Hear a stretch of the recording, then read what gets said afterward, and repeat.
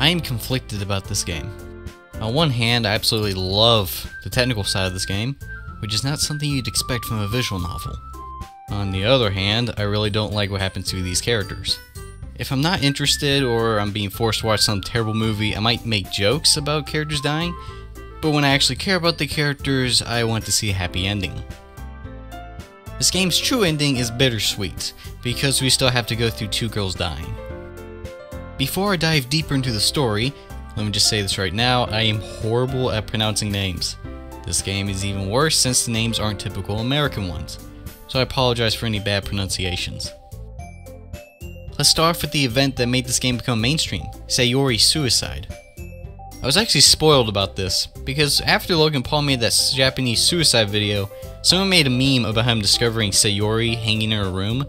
However, what I didn't know was that this was central to the story. I thought this was just a bad ending, or that your choices determined who survived. Leading up to the festival, I thought maybe the crazy stuff happened then. Like some killer infiltrated the school and you had to survive the night because you're all locked into the school or something. Like, because I saw a thumbnail of Yuri, like when she got stabbed. Monika was making such a big deal about the festival, it seemed like that's when everything would happen. But then Sayori happened. I was upset at this scene because at this point in the story, I'd already made the characters more relatable in my mind. At this point, I'd already swapped out Sayori with my own best friend, and instead of reading manga, I imagined Natsuki played video games. I did this to make the story more engaging for me, but it ended up making Sayori's scene even worse. At least until the screen glitched up. Once the game restarted and Sayori was replaced with glitchy images, I instantly became more invested and fascinated with this game. One of the 5 main characters was just removed from the game. How are things going to play out now? She was such a central part of getting you to the literature club. Oh no, things are getting out of control now that Sayori isn't here to calm everyone down. Monika was behind everything. Monika was not only self-aware, but figured out how to edit the game. So that's what she was doing while practicing piano. Or so I thought, until the end credits, where she sings a song while playing a piano.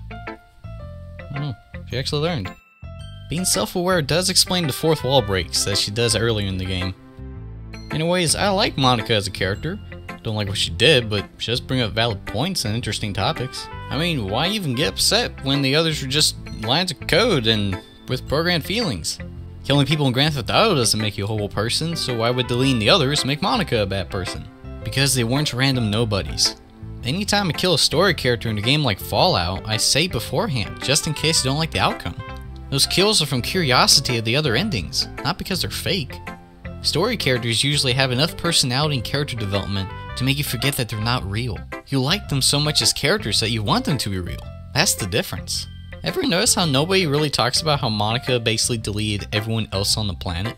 People only talk about how she deletes Sayori, Natsuki, and Yuri, because they have personalities and stories. There was enough information for you to care about those 3. You never met any of the teachers or random classmates, so their deaths don't impact you. Some of you probably forgot that there even was other people in the game. Yuri and Monika mentioned they got permission from a teacher to use certain things. Plus, why would there be a school if there's only 5 people on the planet? Besides the setting, of course. So even though these characters weren't real, I still don't like what happened to them. I also don't care for really dark stories in general, so I can't really say I like this game's story, even though I really like the technical aspects of this game.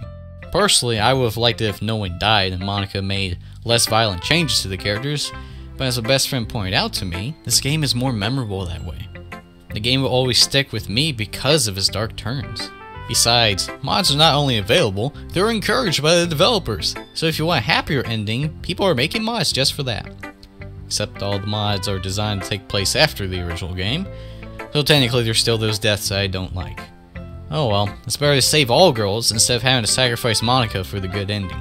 Now if you excuse me, I'm going to go play some Super Smash Bros. Brawl. Specifically the Subspace of Misery.